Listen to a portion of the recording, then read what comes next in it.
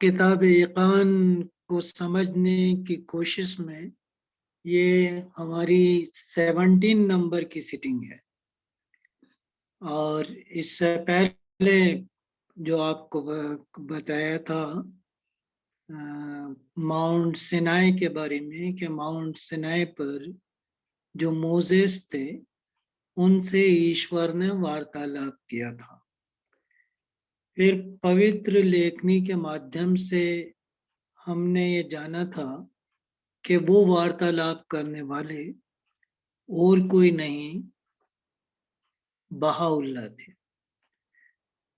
वही बहाउल्लाह अब ईशदूत बाप के बड़े मामा सैयद मोहम्मद के समक्ष जो पवित्र ग्रंथ हैं उसमें छिपे हुए रहस्यों को खोल रहे थे और उन्होंने किताब इकान को केवल 48 घंटे के अंदर प्रकट कर दिया था। इस रहस्यमय पुस्तक को समझने का हमारा एक छोटा सा प्रयास है। और आज जिस पैराग्राफ पर हम आ गए हैं वो 12 नंबर का पैराग्राफ है। और स्क्रीन पे जो आप देख रहे हो उस पैराग्राफ में ये कहा गया है कि अब जरा इन बातों पर ध्यान दो। इतना विवाद और संघर्ष भला कैसे उत्पन्न हो सका? ऐसा क्यों होता है कि ईश्वर के प्रत्येक अवतार के आने के साथ ही इतना संघर्ष और कलह, अत्याचार और उथल पुथल शुरू हो जाती? तो यहाँ बहाउल्लाह बड़े मामा को ये बता रहे हैं कि ये एक रीत है जो मनुष्यों के बीच में चली आ रही है कि जब भी कोई ईश्वर का अवतार आता है तो स्वीकार करना तो दूर की बात, वो उससे संघर्ष का रास्ता अपनाते हैं, उसके साथ दुर्व्यवहार करते हैं, अत्याचार करते हैं और एक उथल पुथल जैसी जो है शुरू हो जाती है। अगली स्लाइड में भी इसी बात को और आगे बढ़ा के बताया गया है। इसके बावजूद कि ईश्वर के सभी दूतों ने जब कभी भी वे मनुष्य के बीच प्रकट हुए निर्विवाद रूप से अपने बाद आने वाले अवतार के प्रकट होने की पूर्व घोषणा की और ऐसे चिन्ह सुनिश्चित किए जो बाद के धर्म युगों के आगमन का संकेत देंगे। अब यहाँ पे बहाउल्लाह बड़े मामा को ये बता रहे हैं कि भले से लोग जो हैं वो अवतार को अस्वीकार करते हों, उनके साथ बुरा बर्ताव करते हों, लेकिन वो उनकी देर भी देखते रहते कि वो कब प्रकट हो और कब हम उसको स्वीकार करें, ये देर भी देखते रहते हैं। तो यहाँ इस 12 पैराग्राफ का ही ये पंक्तियां हैं। तो इसमें बहाउल्लाह कह रहे हैं कि जो पिछले ईश्वरीय अवतार होते हैं, पूर्व के ईश्वरीय अवतार, वो आने वाले ईश्वरीय अवतार के बारे में अपने धर्म ग्रंथों के अंदर संकेत देके जरूर जाते हैं। पिछली बार आपको बताया था कि यह संविदा का एक जरूरी अंश है। हर ईश्वरीय अवतार को जहां ये संविदा लेना होती है कि वो ईश्वर के प्रति लोगों को उन्मुख करें, वहीं उसको यह संविदा भी लेना पड़ती है कि वो अपने आगे आने वाले अवतार का, अपने बाद में आने वाले अवतार का भी उनसे प्रॉमिस ले कि जब वो आए तो वो उसको स्वीकार करेंगे। तो ये संविदा का एक पार्ट है। तो हर पूर्ववर्ती अवतार, हर पिछला अवतार अपने आने वाले अवतार के बारे में अपने अनुयायियों से ये सुनिश्चित करवाता है कि आपको उन्हें मानना होगा। और वो कब उसको पहचानेंगे, किस तरीके से पहचानेंगे, कब वो समय आएगा जब एक नया रेवल्यूशन, एक नया अध्यादेश, एक नई शरीयत, एक नई पुस्तक, एक नया अवतार ईश्वर की तरफ से प्रकट होगा, ये कब आएगा। तो उसके चिन्ह भी वो सुनिश्चित करके जाते हैं। और उसके बाद भी जो व्यक्ति हैं उनकी अपनी कल्पनाएं होती हैं, और इस कारण से वो उनको स्वीकार करने में कठिनाई महसूस करते हैं। देखिए अगली स्लाइड के अंदर हम इसी बात को और थोड़ा सा उस पर देखेंगे कि मानव पावनता के अवतारों की खोज में, उसकी प्रतीक्षा में रिक्त हैं, और उनके संकेत पवित्र ग्रंथों में दिए गए। फिर भी प्रत्येक युग और काल में ईश्वरीय दूतों और उनके चुने हुए जनों पर इतने अत्याचार, इतनी क्रूरता और हिंसा क्यों बरसाई गई। यहाँ बाउल्लाह बता रहे हैं कि जब पिछले कोई अवतार आते हैं और अपने धर्म ग्रंथों में संकेत देकर जाते हैं, उन संकेतों को समझने में क्या गलती होती है उनके अनुयायियों से, के बजाय उस नए अवतार का स्वागत करने के, उसके नए अध्यादेश को, विधानों को मानने के, वो उसे नकारते हैं और उसके साथ अत्याचार और बुरा सलूक करते हैं। तो इसका जो है कारण क्या है, और इसका जो कारण है उसका जवाब वो कुरान शरीफ की एक आयत से ही दे रहे हैं, जिसे हम अगले स्लाइड में देखेंगे। लेकिन इससे पहले आपको ये बता दें कि हम पहले भी इस बात पे चर्चा कर चुके हैं कि कोई भी धर्म ग्रंथ ऐसा नहीं है जिसमें आने वाले अवतार के बारे में कोई सूचना न दी गई हो। जैसे अगर हम बाइबल का उदाहरण लें, तो बाइबल का जो आखिरी बुक है, बुक ऑफ रेवल्यूशन, उसमें पूरी भविष्यवाणियां भरी पड़ी है, पूरी भविष्यवाणी, और इतनी क्लियर भविष्यवाणियां हैं जिसको अगर ध्यान से देखें और उसका मतलब समझ ले। हमारे पास तो उन भविष्यवाणियों की एक कुंजी है बुक ऑफ रिवलेशन के नाम से। हमारे भाई लिटरेचर में उसका एक्सप्लेनेशन है।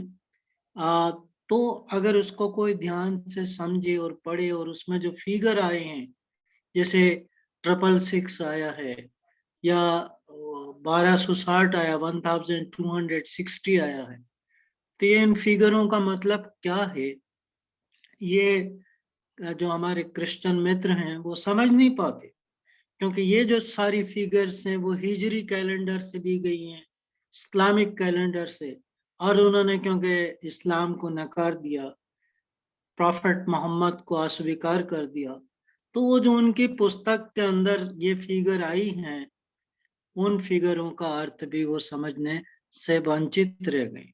तो हाँ, बहाउल्लाह ने, अब्दुल बहा ने इन सबको एक्सप्लेन किया। अब्दुल बहा ने खासकर सम आंसर्ड क्वेश्चन में कुछ बाइबल्स की वर्सेस हैं उनको एक्सप्लेन किया।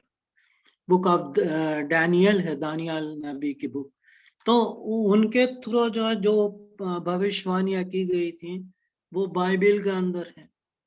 अगर हम रामायण जी को देखें तो जो उत्तरकांड का पूरा चैप्टर है वो भविष्यवाणियों से भरा हुआ है। और रामचरितमानस के जो द्विज दयाल हैं वो कौन है, इसकी जब हम खोज करें तो हम किस नतीजे पे पहुंचेंगे, आप भली भांति इसको जानते हैं कि सब बहाउल्लाह की तरफ इशारा करते हैं। कल की पुराण में कल के अवतार के बारे में जो बात कही गई है कि वो विष्णु के 10वें अवतार होंगे, तो वो भी बहाउल्लाह की तरफ जो इशारा है। और अगर हम कुरान शरीफ की बात करें तो कुरान शरीफ का कोई एक चैप्टर नहीं है, बल्कि लगभग उसके सारे के सारे चैप्टर में संकेत दिए गए हैं, वो संकेतों से भरा हुआ है। और एक बुक है बहाउल्लाह दर कुरान के नाम से, तो उसमें जगह जगह कुरान शरीफ अनगिनत आयतें ऐसी हैं जो बहाउल्लाह के आगमन की ओर या उनसे जो पूर्ववर्ती ईशदूत बाब हैं उनके कायम, उनके हेराल्ड, उनके अग्रदूत, उनकी तरफ इशारा करती है। तो कुरान में तो पूरा जो है ये बिखरा हुआ है। तो हर पिछले धर्म ग्रंथ के अंदर आने वाले अवतार के बारे में भविष्यवाणियां मिलती हैं, उनके पहचानने के चिन्ह भी दिए हुए हैं, उस समय के बारे में भी दिया होता है। और आपको पहले भी बताया था कि ये माइथोलॉजी का, आध्यात्मिकता का एक समझिए विज्ञान है, और जिसको हम एस्केटोलॉजी के नाम से जानते हैं। तो इस एस्केटोलॉजी में या अंतिम समय में क्या होगा, पुनरुत्थान के समय में क्या होगा, उसके बारे में हर धर्म ग्रंथ के अंदर बताया गया। अभी हमने जो 1 से लेके 3 तक जो यहाँ पे स्क्रीन पे देखा, उसकी समरी हमें अगली वाली स्लाइड के अंदर देखने को मिलती है। तो इसको आसानी से समझने के लिए 2 कॉलम के अंदर बांट दिया गया। एक कॉलम में तो वो क्वेश्चन है जो पैराग्राफ 12 के अंदर बहाउल्लाह उनके समक्ष रखते हैं, ईशदूत बाप के बड़े मामा के समक्ष। और फिर उसका जवाब जो है वो कुरान शरीफ की जो दूसरा चैप्टर है उसकी 87 नंबर की जो वर्स है उससे देते। अब वो प्रश्न क्या थे जो हमने पहले 3 स्क्रीन पे स्लाइड आई थी उनके अंदर उनको देखा था, ये उनकी समरी है। तो पहला जो प्रश्न था वो यह था कि अवतारों के विरुद्ध इतना कला, इतने अत्याचार और इतने संघर्ष क्यों है, क्यों इतना सब कुछ उनके अगेंस्ट में होता है।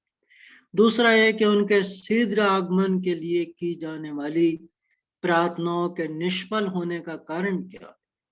आप प्रार्थना तो खूब करते हैं कि ईश्वर उनको जल्दी से जल्दी भेज दे, लेकिन जब वो आते हैं तो आप उनको स्वीकार क्यों नहीं कर पाते। आपके प्रार्थना में कहाँ वो लूप होल रह जाते हैं, कहाँ वो कमी हो जाती है, कहाँ आप उसको समझ नहीं पाते कि वो आपके प्रार्थनाओं के जवाब में जब वो सामने आता है तो आप उसको पहचानने से इनकार कर देते। तीसरा प्रश्न जो उन्होंने बाप के बड़े मामू के सामने रखा था वो ये था कि उनके अवतरण के संबंध में बताई गई बातों को समझने में गलती क्यों होती है। जब पवित्र धर्म ग्रंथों में संकेत हमें मिलता है कि वो कब आएंगे, किस जगह पे आएंगे, ये सारी बातें जब हम खोज करते हैं तो हमें मिल जाती हैं। तो जब ये सारे संकेत हमारे सामने आ जाते हैं, फिर क्या बात है कि हम जो उन संकेतों का अर्थ नहीं समझ पाते। तो ये 3 प्रश्न थे जो हमने अपने स्क्रीन पे आई पहली 3 स्लाइड से संक्षिप्त में लिए हैं। अब इन सब का जवाब वो बड़े मामा को कुरान की इस आयत से दे रही। और कुरान की इस आयत का जो जो किताब यकान के अंदर है वो पूरी आयत नहीं, उसके आखिरी की पंक्तियां हैं, लेकिन यहाँ पे ये पूरी वर्ष, पूरी आयत आपके समक्ष बताई गई है ताकि आप इसको शुरू से आखिरी तक समझ लें, आपके समझने में आसानी रहे। तो इस आयत के अंदर ईश्वर कहते हैं कि और हमने मूसा को पुस्तक प्रदान की, जो तौरात उनको मिली थी मूसा को, और उनके बाद अवतारों को भेजते रहे। यानी मूसा पे ही वो पुस्तक खत्म नहीं होगी। हालांकि यहूदी आज भी कहते हैं कि उनकी पुस्तक जो है आखिरी पुस्तक, उसमें जो सबात का अध्यादेश, सबात का जो ईश्वर ने आदेश दिया वो कभी टलेगा नहीं। तो इसका मतलब ये है कि हमारी पुस्तक तो जो है कभी खत्म ही नहीं होगी। तो आज भी वो वेट कर रहे हैं कि हमारी पुस्तक तो अंतिम। तो ये गलती हर धर्म के अनुयायी से होती है। तो यहाँ पे वो कह रहे हैं कि और हमने मूसा को पुस्तक प्रदान की तथा उनके बाद अवतारों को भेजते रहे, एक के बाद एक अवतार आते रहे। अगर हम देखें कि मूसा के बाद कितने अवतार आए, उस मिडिल ईस्ट की हम बात करें तो वहां पे मूसा के बाद जीसस आए थे, ईसा आए थे, उसके बाद मोहम्मद आए, उसके बाद बाब आए, उसके बाद जो है बहाउल्लाह है। 4 ईश्वरीय अवतार आ चुके। वो अभी तक देर देख रहे हैं कि तौरात की भविष्यवाणी के हिसाब से, उसके अकॉर्डिंग अब एक मसीहा आने वाला है। वो मसीहा की देर देख रहे हैं और 4 मसीहा आके निकल भी चुके। तो वो गलती होती है कि वो जो उसका अर्थ नहीं समझ सकते। अब इसके आगे वो कहते हैं इसी आयत के अंदर, और मरियम के पुत्र ईसा यानी जीसस क्राइस्ट को स्पष्ट चिन्हों के प्रमाण दिए तथा पवित्र चेतना से उनकी सहायता की। यानी उनको जो है बहुत स्पष्ट, पिछली बार भी आपको बताया था कि बहुत सारे चमत्कार हैं जो ईसा मसीह के साथ जुड़े हुए हैं। तो उनको बहुत सारे उन्हें चमत्कार दिए और जो पवित्र चेतना थी उससे जो है उनकी सहायता की। जब कोई ईशदूत, अब यहाँ से किताब यकान में दी गई ये आयत शुरू होती है। तो जब कोई ईशदूत तुम्हारे पास वो लेकर आया जो तुम नहीं चाहते थे तो तुम हटे बन बैठे, उसमें कितनों को झूठा कहा और कितनों को मार डालते रहे। तो ये जो ट्रांसलेशन है, किताब यकान में जो ट्रांसलेशन दिया गया है, ये वो वाला ट्रांसलेशन नहीं है। ये पिक्थॉल ने जो ट्रांसलेट किया कुरान का उससे है, तो समझने में थोड़ा आसान है। तो जो बहाउल्लाह ने कुरान की जिस आयत के जिस पार्ट को कोट करके ईशदूत बाप के बड़े मामा के सामने रखा था, वो ये थी कि तो जब कोई ईशदूत तुम्हारे पास वो लेकर आया जो तुम नहीं चाहते थे। इसका क्या मतलब, जो तुम नहीं चाहते थे? इसका मतलब ये कि तुम्हारे दिमाग में पहले से कल्पनाएं थी, प्रीजुडिस थे, पूर्वाग्रह से तुम भरे हुए थे, और उसी के अकॉर्डिंग तुम देर देख रहे थे कि वो तो जो है एक साम्राज्य, जो बाप के बड़े मामू थे उनके सामने भी तो यही क्वेश्चन थे कि मेरा भांजा तो जो है बिल्कुल निहत्था है, उस पे इतना सारा लोगों ने अत्याचार किए, वो कुछ नहीं कर पाया। जबकि हमारे इसमें तो लिखा है कि कायम जो है वो एक हुकूमत कायम करेंगे, वो एक साम्राज्य के मालिक होंगे, वो बहुत पावरफुल होंगे। तो ये तो कुछ हुआ नहीं। तो वो कह रहे हैं कि जब भी तुम्हारे सामने वो लेके आया तो तुम हटी बन बैठे, उसमें से कितनों को झूठा कहा और कितनों को मार डालते रहे। तो ये जो कुरान शरीफ की वो आयत है जिसको बहाउल्लाह ने इस पैराग्राफ के अंदर, 12 नंबर के पैराग्राफ के अंदर कोट किया। अगर हम श्रीमद् भगवत गीता को देखें तो ये जो हठी शब्द है श्रीमद् भगवत गीता के अंदर भी आया है, और उसका जो अध्याय है, अध्याय नंबर 16, 16 नंबर का अध्याय श्रीमद् भगवत गीता का, और श्लोक नंबर है 17। उसका सारांश ये उस श्लोक का कि मिथ्या अभिमानी हठी धन तथा मान की मत से चूर ये लोग। फिर से पढ़ता हूं, मिथ्या अभिमानी हठी धन तथा मान की मत से चूर ये लोग दिखावे के लिए कर्म करते हैं। तो ये जो लोग होते हैं जो अपने आप को बड़ा ज्ञानी समझते हैं, अब वो एक्चुअली खुद जो पवित्र ग्रंथ हैं उसकी भाषा को, उसके अर्थ को, उसके छिपे हुए रहस्य को नहीं समझ पाते। उसको वही समझ पाते हैं जिसको ईश्वरीय ज्ञान देता, विशेष रूप से जो उसके अवतार होते हैं वही इस रहस्य को खोलते हैं। जैसे कि बहाउल्लाह किताब यकान के अंदर बाप के बड़े मामा के समक्ष इन रहस्यों को खोल रहे हैं।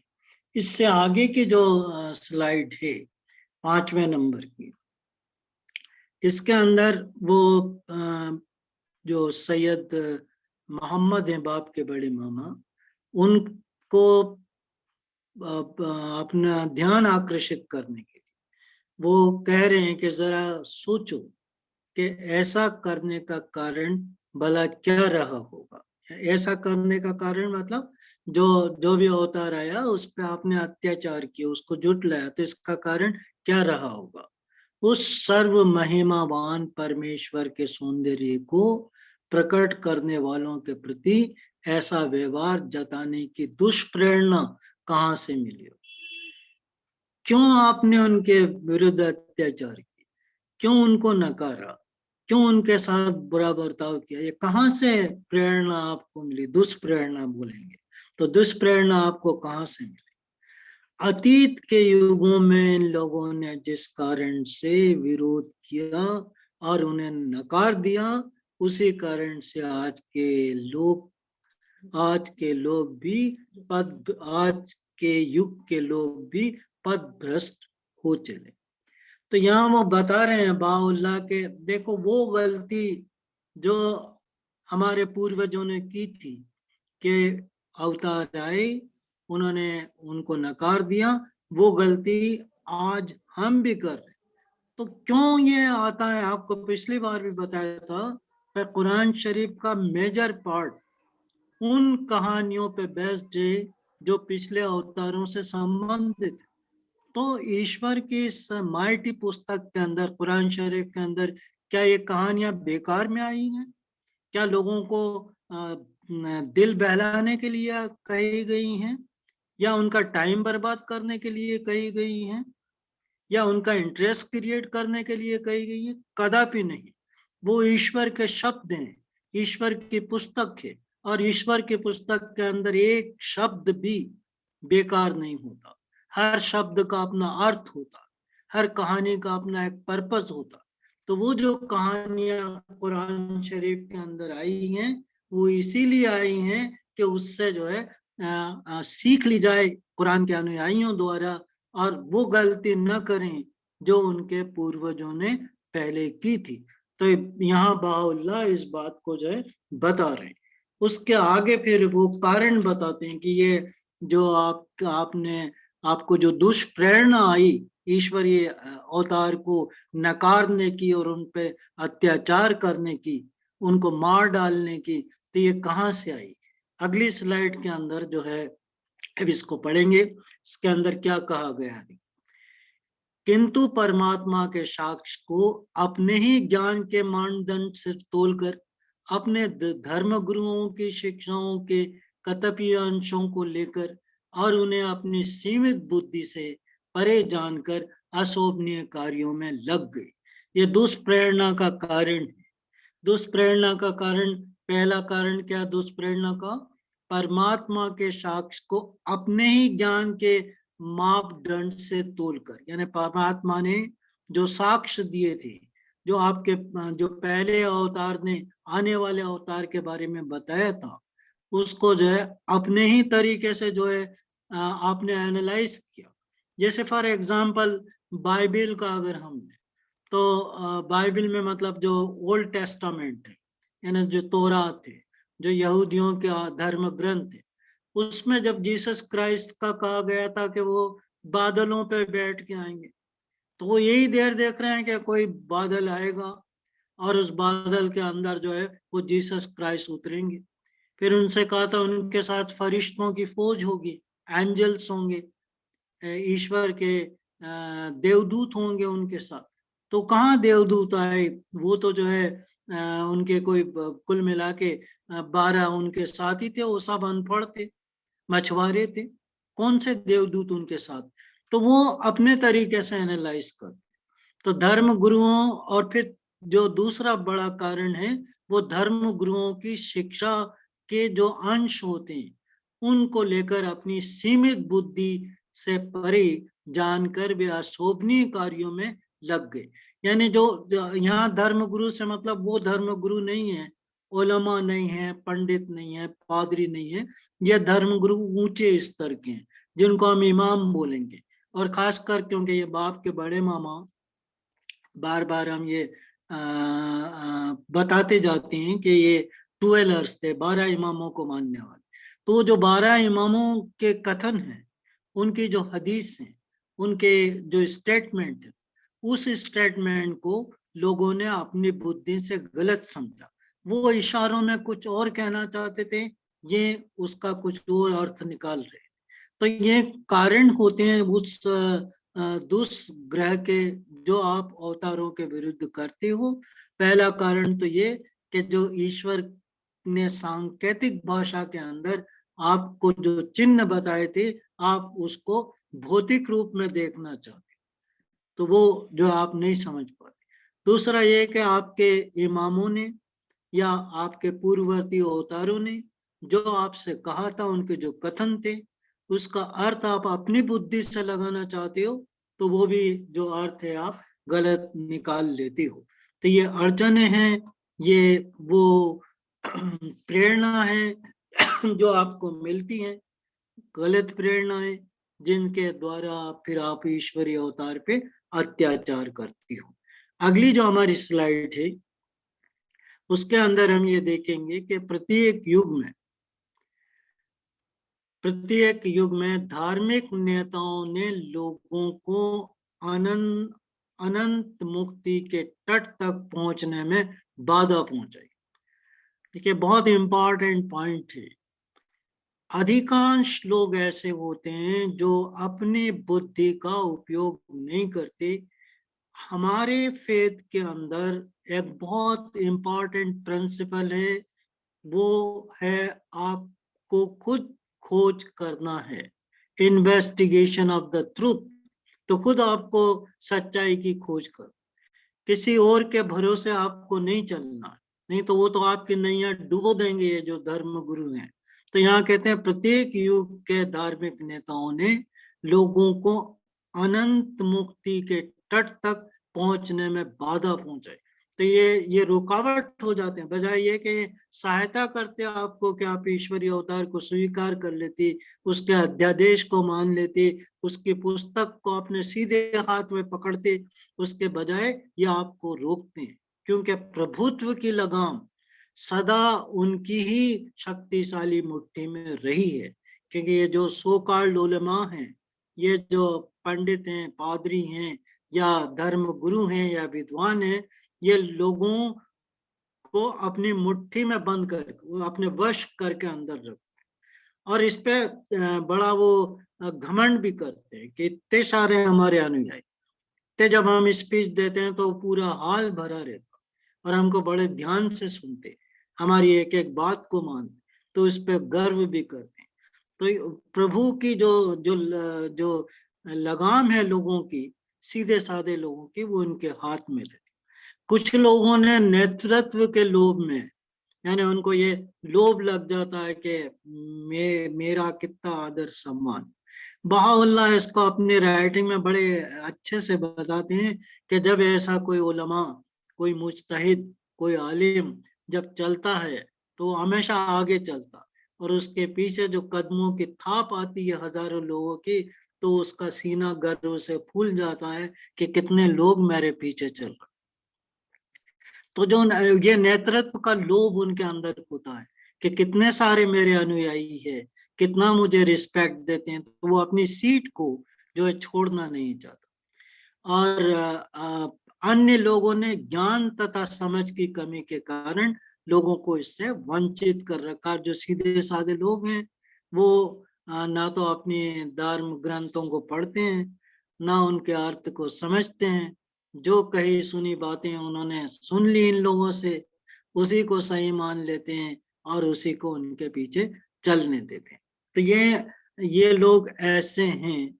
मतलब उनके बारे में एक इस्लाम के अंदर, इवन क्रिश्चियनिटी के अंदर भी, क्रिश्चियनिटी में एंटी क्राइस्ट के नाम से जानते हैं, इस्लाम में उसको दज्जाल कहते हैं कि दज्जाल आएगा, जब आखिरी समय आएगा तो दज्जाल आएगा। दज्जाल है कौन?